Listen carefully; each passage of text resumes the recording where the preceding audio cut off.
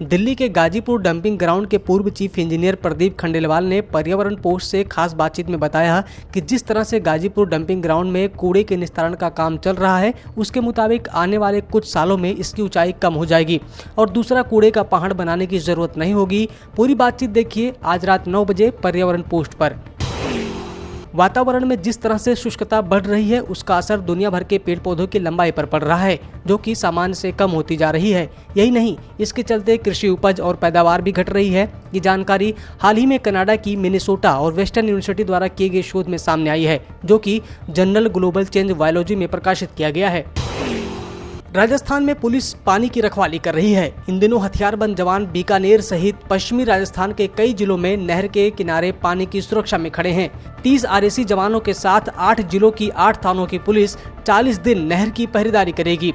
पानी चोरी करते अगर कोई पकड़ा गया तो उस पर केस दर्ज करके जेल भेज दिया जाएगा। दरअसल नहरबंदी के चलते अब इंदिरा गांधी नहर में मई तक पानी नहीं आएगा। ऐसे में आम आदमी के पीने के लिए ये पानी एकमात्र साधन है। बिहार के पर्यावरण, वन एवं जलवायु परिवर्तन मंत्री नीरज कुमार सिंह बबलू ने घोषणा कर बताया है कि अररिया जिले के रानीगंज में एक नया चिड़ियाघर स्थापित किया जाएगा। बिहार विधानसभा में पेश वित्त वर्ष 2021-22 के लिए पर्यावरण, वन और जलवायु परिवर्तन विभाग ने 737.75 करोड़ रुपए के बजटीय मांग पर चर्चा के बाद सरकार की ओर से जवाब देते हुए नीरज सिंह ने कहा कि राजधानी पटना में राज्य के एकमात्र चिड़ियाघर गांधी जैविक उद्यान के बाद रानीगंज में ये प्रदेश का दूसरा चिड़ियाघर होगा, जो 89 एकड़ भूमि में फैला होगा। दिल्ली उच्च न्यायालय ने उस अर्जी पर पर्यावरण मंत्रालय, आप सरकार और एएसआई से जवाब मांगा है, जिसमें निजामुद्दीन क्षेत्र स्थित सुंदर नर्सरी के अंदर मुगल मंडप से आगे वाहनों के प्रवेश और पार्किंग पर तुरंत रोक लगाने का अनुरोध किया गया है। अर्जी में कहा गया है कि इससे वाहनों से होने वाले प्रदूषण से पक्षियों को खतरा उत्पन्न हो रहा है और प्राकृतिक पर्यावरण को क्षति पहुंच रही है। लखनऊ में ट्रायल के लिए इसी महीने के अंत तक 4 प्रोटोटाइप इलेक्ट्रिक नगर बसें आ जाएंगी।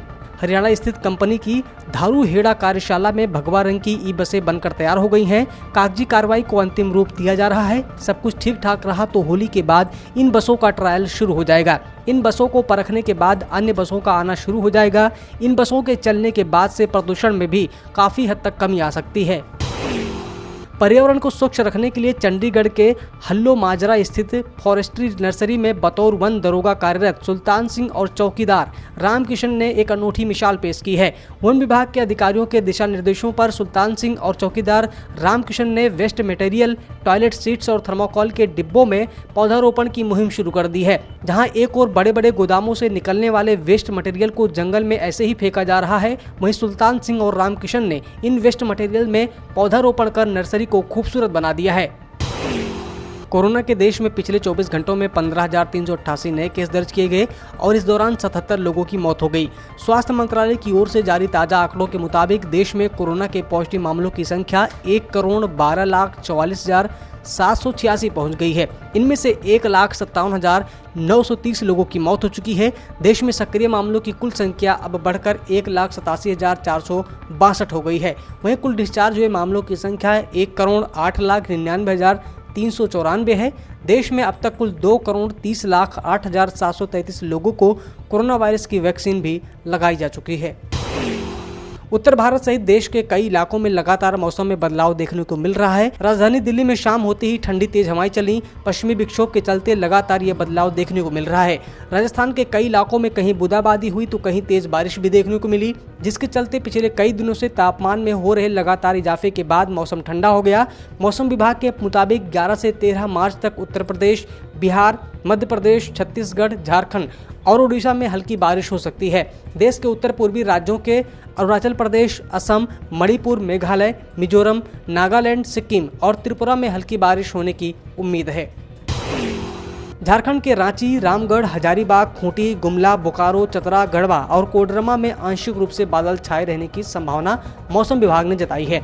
राज्य के शेष जिलों में मौसम सामान्य रूप से साफ रहेगा। मौसम में इस परिवर्तन का असर राज्य में 12 मार्च को देखने को मिलेगा।